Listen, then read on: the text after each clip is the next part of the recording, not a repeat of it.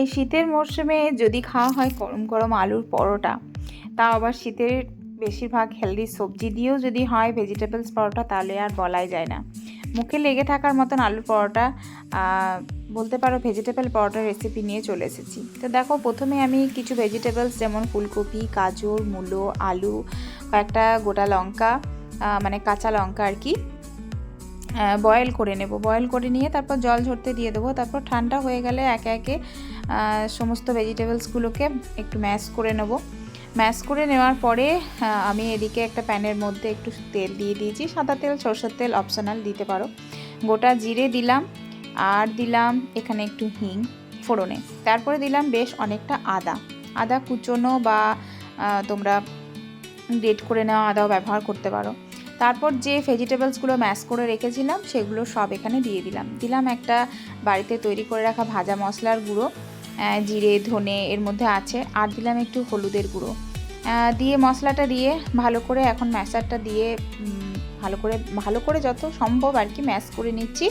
আর আলুর পুরটাকে এখন ভালোভাবে নাড়াচাড়া বেশ কিছুক্ষণ ধরে করতে হবে।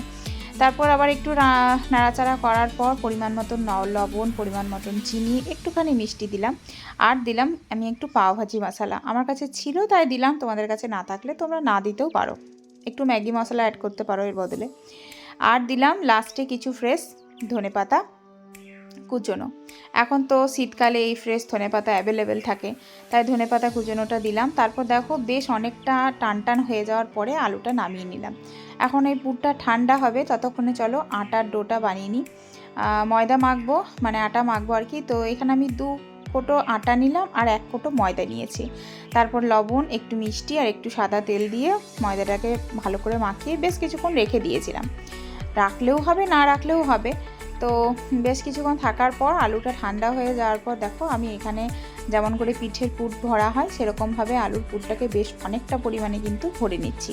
তারপর হাতের সাহায্যে এরকম একটু চেপটে দেবো। আমার অনেকগুলোই তৈরি করা হয়ে গেছে। আর পুরটা যখনই টাইট ভাব চলে আসবে তখন কিন্তু কোনোভাবেই ময়দা থেকে, মানে আটার থেকে বেরোবে না। তাই দেখো আমি কিন্তু সুন্দরভাবে বেলে নিয়েছি। আর কীরকমভাবে ফুলছে দেখো, মানে প্রত্যেকটা পরোটা আমার খুব সুন্দরভাবে ফুলেছে। আর বেলাটাও এত সুন্দর হয়েছে, এতটুকু কোনো দিকে কিন্তু পুর বেরিয়ে যায়নি, কিন্তু পুরগুলো কিন্তু পরিষ্কার ওপর থেকে দেখা যাচ্ছিল, ট্রান্সপারেন্টভাবেই কিন্তু বেলাটা হয়েছিল। পাতলা করে বেলেছি তাও কিন্তু বেরিয়ে আসেনি পুর। কিন্তু খেতে পরোটাগুলো খুব বেশি ফুল ছিল এবং খেতে খুবই টেস্টি হয়েছিল। তো এই আলুর পরোটাটা বা ভেজিটেবলস পরোটা যাই বলবে তোমরা, গরম গরম কোনো সবজি না, মানে লাগেই না, আমাদের তো লাগেই না সবজি, তাই একটুখানি আচার দিয়ে আলুর পরোটাটা সার্ভ করলাম। তোমরা অবশ্যই বাড়িতে ট্রাই করো, আশা করছি তোমাদের সকলের খুব ভালো লাগবে।